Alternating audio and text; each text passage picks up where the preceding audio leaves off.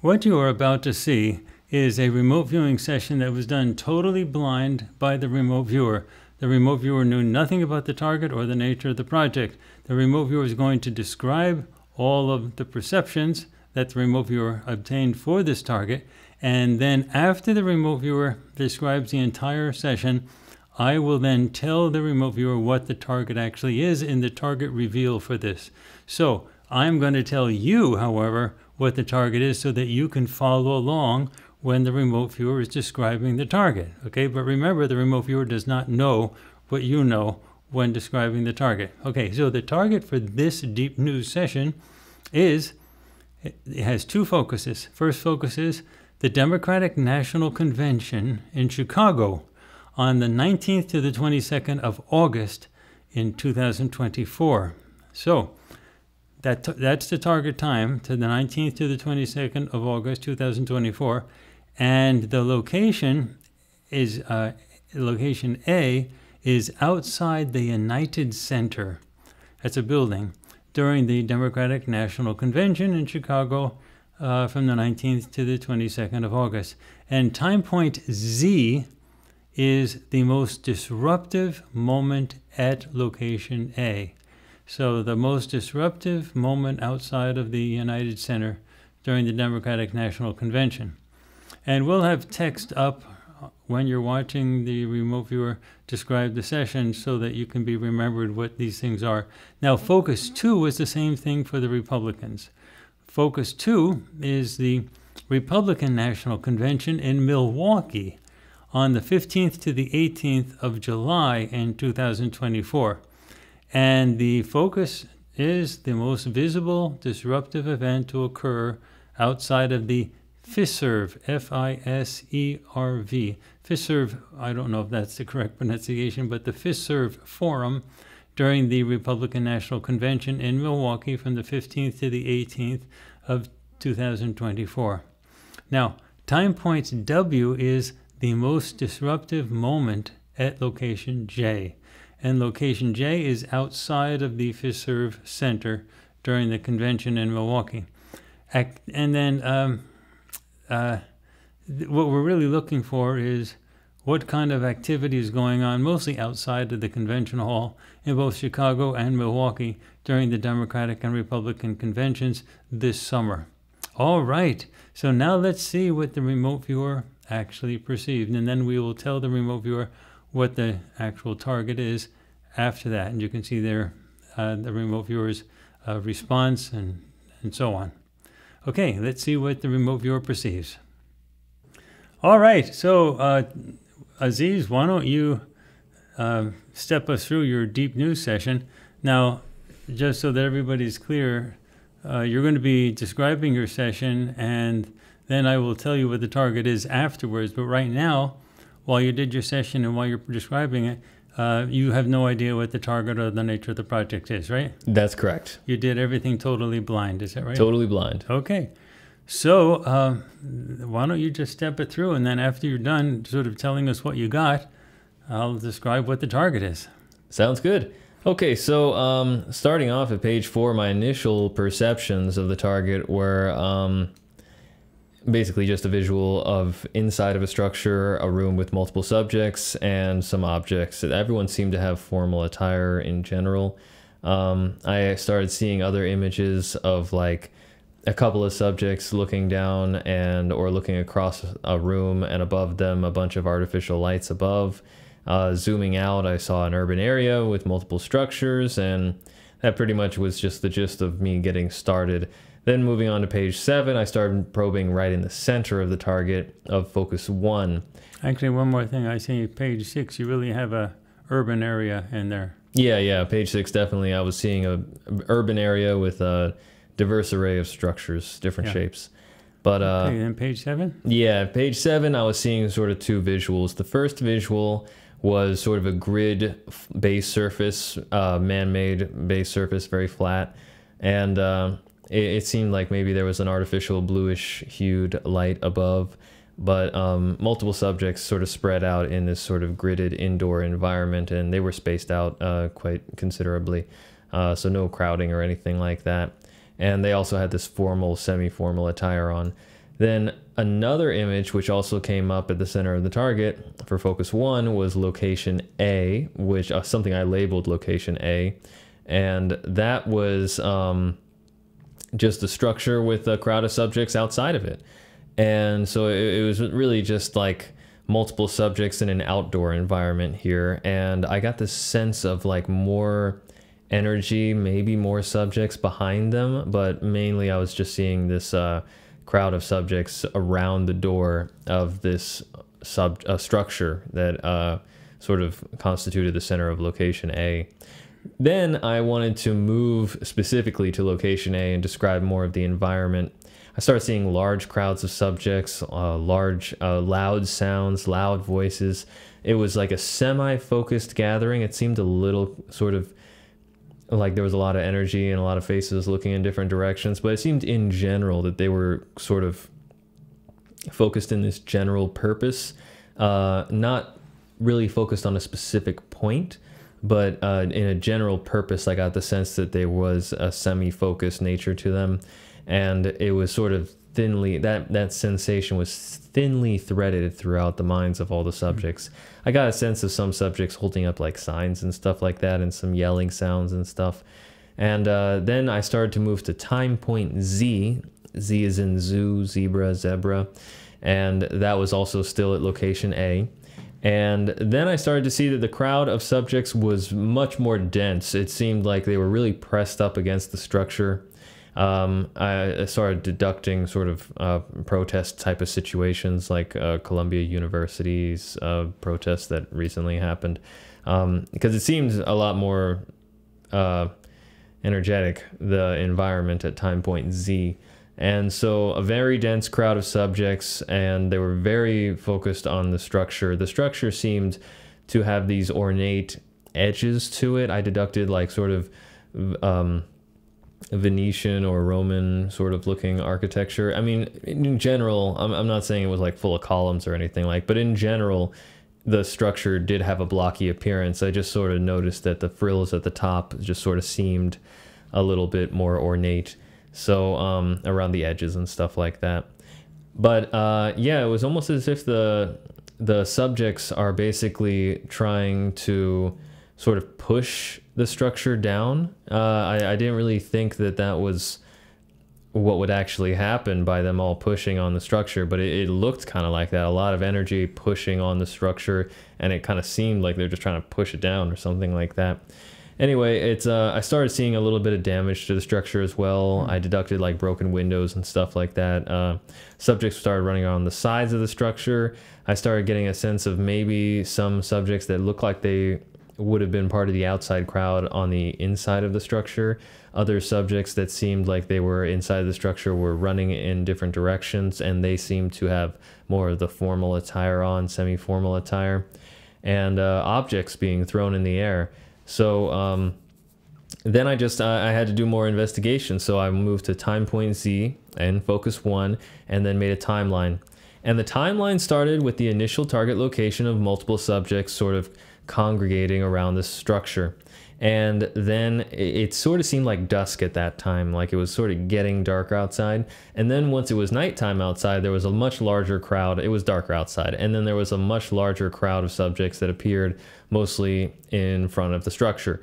Then I started seeing a lot of damage, and a lot of these crowd of subjects sort of started to sort of push and morph around to all sides of the structure. So there were subjects from the crowd all around the structure, still mostly focused on the front, but I could see various subjects pulling off to the sides, and a couple of them behind the structure as well.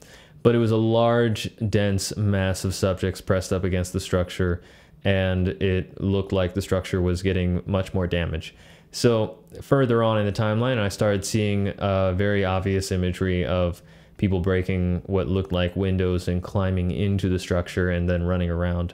And then I started to get a sense of this other group. This other group was full of black attire, armored subjects with armored headgear and stuff like that. And they were very sort of uniform and regimented, standing in much more proper rows and lines and stuff like that. And they had a big vehicle behind them as well. And they were sort of standing off to the side down the road a bit. And as they sort of appeared and made themselves a bit more prominent on the scene, I started to see fewer and fewer subjects around the structure that was being damaged. So it seemed like they were sort of beginning to dissipate, but they weren't completely all gone. And it seemed like the uniform group started to throw objects, and the uniform group were throwing objects. I deducted the object as maybe like a tear gas canister or something. I started seeing man-made smoky energetics in the environment. And then eventually at the end of the timeline, it seemed like it was mostly these armored subjects surrounding a structure and sort of making a perimeter of it. I still saw this big vehicle. It was a little closer to the structure now. But the whole environment, even though there was no ruckus of crowds, seemed like it was just dirty. Seemed like there was a bunch of trash everywhere. It seemed like the structure itself was very damaged. And yeah, that was pretty much the whole conclusion about the timeline. And then we started to move on to focus 2. So Okay. should I move on to focus 2? Yeah, why don't you, what happened when you went to focus 2?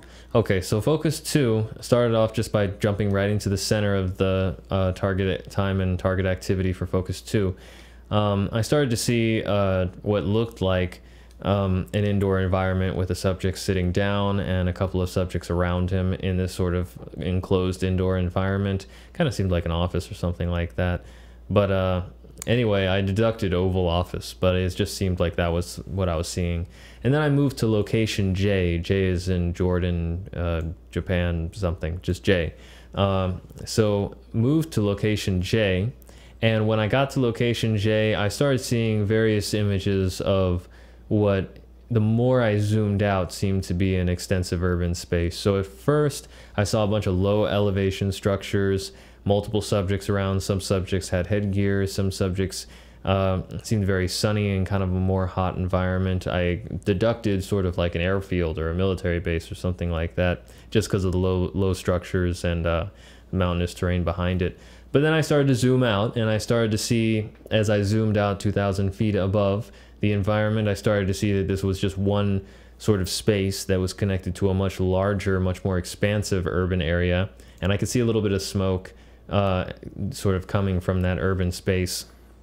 And then I started to zoom out even further, and then I started to see a land-water interface. I saw an extensive amount of water, and what really looked like, I just started to deduct Los Angeles, to be honest, because it looked like a huge amount of water and a huge expansive urban area that was really dense in one part, sort of in the center, and multiple structures sort of just lined the coast of this land-water interface, and just were sort of peppered throughout the entire environment, to be honest. And then I saw what looked like hills and some greener hues behind those urban developments. So water, urbanization, mountains, and or hills. Hills. So I'll say hills. And Hills maybe, is what you wrote. yeah, hills. Water, urbanization, hills, slightly irregular topography. So basically, then I went to location J at time point W, and then I started to see basically the inside of a dense urban environment with a crowd of subjects off in one direction. I started moving towards the crowd, and in the crowded area, I started to see with time point W, location J, focusing on the crowd, I was seeing what looked like two crowds, and they were fighting. It was like two angry mobs just going at it with sort of more primitive weapons and stuff like that. I saw people holding up objects that looked kind of like signs. I see other people holding up objects that looked kind of like big shields and stuff like that. And people were throwing objects at each other. People were just hitting each other, and they just seemed like two angry mobs. And one crowd seemed a bit more equipped. They had these darker sort of attire things on. And the other crowd seemed not as uniform and not as equipped in terms of gear or appearance. But it clearly looked like two armored mobs of people just fighting each other. And I got the feeling at time point Z in focus 1 and in time point W in focus 2 that there are these more uniformed and regimented groups of subjects that are watching from a distance, and for the most part they're allowing this destruction to play out for a period of time before they start to step in. And it seems like they have like orders to let the tantrums play out for a little while, and then they intervene after things have been given a chance to get hectic and commotional. And these groups have like really robust equipment. These aren't like the people with equipment who are in the middle of the mobs and stuff. These people have like really robust, hard headgear, hard uniforms, and they have these big vehicles behind them. And I get the feeling that, you know, this was in Focus 1, but I get the feeling this type of group is also in Focus 2, and they sort of hang back for a little bit, and then they step forward after a while. So it's almost, it's weird, because it's like the presence and behavior of these groups at both Focus 1 and Focus 2, they make me feel like all of the violence and untidiness is sort of a series of planned shows or events. And it makes me wonder if it's there to like influence like a greater population or others that are just not present at these actual physical events. But it's because they don't step in right away. They wait. They watch it. And it's like they let people get a few shots in, and then they stop it. It seemed weird behavior to me. So anyway, as that was happening, I basically on page 18, I drew out a big diagram of just what it kind of looked like for Focus 2 specifically, location J, time point W, and a wide angle view of these two groups fighting each other. And then Group X, I'll say, is the armored group with the big vehicles, them just sort of off at the distance, sort of watching and waiting until it's time to move in. Anyway, that's kind of what it looked like. And the final page of the session, I really just wanted to move to the leader of Group X and start to describe him. It seemed like an older male subject in a very dark and uniformed attire. And I labeled him Subject Q. Q is in quail. And yeah, it seemed like I was asking him just why are you waiting to intervene in the chaos? And I got sort of the telepathic sort of knee-jerk response of sort of optimize, orders, and control. And I got the sense that Subject Q was sort of given orders from another group of subjects that are far above him, and it's multiple subjects, and he's generally free to carry out the orders as he sees fit. But Subject Q, emotionally speaking, had very mixed reactions about the subjects, other subjects not involved here being witnessing all of this chaos. And he felt very torn up inside and highly stressed out from all of that was happening around him. He seemed like he was in this emotional and mental tug of war between what's going on in his head and his heart, and sort of feels like every side of what's happening here is bad. So that pretty much sums up the Deep Mind probe for Subject Q, and that does conclude all the data I have for my session. All right. So we might as well then go on to the target reveal. Yeah, sounds good. And again, just to repeat, you do not know what the nature of the target is or anything, right? You're no. Totally blind? Totally blind. All right. So we had two focuses for this target. The first focus was the Democratic National Convention in Chicago on the 19th to the 22nd of August in 2024. Focus 2 was we did the Republicans. That's the Republican National Convention in Milwaukee on the 15th to the 18th of July. Now, interesting, in Milwaukee, it's got this big body of water right next to the edge of Milwaukee. You drew it perfect. It was exactly what Milwaukee looks like. And anyway, so the first one was Chicago, the Democratic National Convention. That happens in August. But because President Biden is the incumbent, the Democratic National Convention happens in August. That's the rules that they came up with. And the Republican, or the challengers at this case, happened a month earlier. So the Republican National Convention is Focus 2, and that's Milwaukee, Wisconsin on the 15th to the 18th of July. You do seem to perceive everyone's not a happy camper during these conventions. Yeah, no, it seems like violent protesty events, which seem like they may have, if they started off as protesty events, they didn't end off as protesty events. It seemed like violence was the name of the game for the end of both of these things. So it's, disruptive. It seems like a disruptive amount of high emotions and high anger between a lot of the crowded subjects that were there. And it makes sense. I mean, it's they were focused around a structure for Focus 1 quite heavily. So that was the Democratic National Convention. And Yeah. so yeah, that makes sense. Also, it also makes sense the idea of subjects in formal attire being inside of a structure as well. So Yeah. I Now, wonder if let that me means explain still- what your time points are. Time point Z. Mm. Time point Z is the, actually location A first. Location A in Focus 1. That's outside the United Center. That's the building that the convention's at for the Democrats. I'm going to Google that. Outside the United Center during the Democratic National Convention from the 19th to the 22nd of August. And so location J for Focus 2 is outside the FISERV. I'm not exactly how to pronounce it, but FISERV, the FISERV Forum, which is another big building where the Republican National Convention will be held. So it's outside the FISERV Forum and in Milwaukee.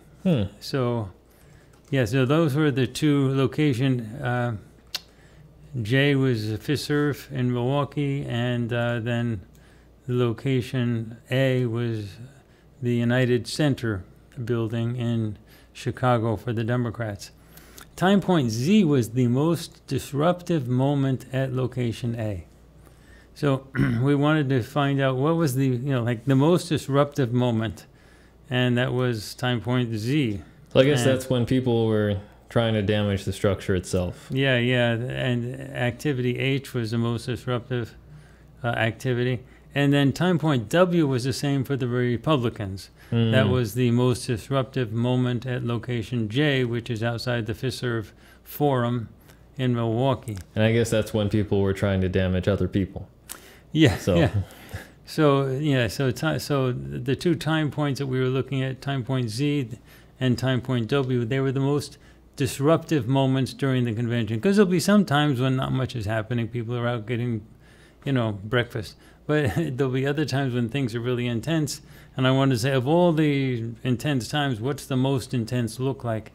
So you really drew some pretty intense stuff. So I didn't know what would happen. I was thinking it could go anywhere, maybe from generally peaceful to... This looks like it's gonna... These conventions look like they're headed in the direction of what happened in Chicago in 1968 during the Democratic National Convention, which was really tumultuous. Anyway, so any final thoughts? Well, it's definitely an interesting year for politics, that's for sure. Yes. And we're going to see lots more stuff, so we go on to the next one. On to the next one.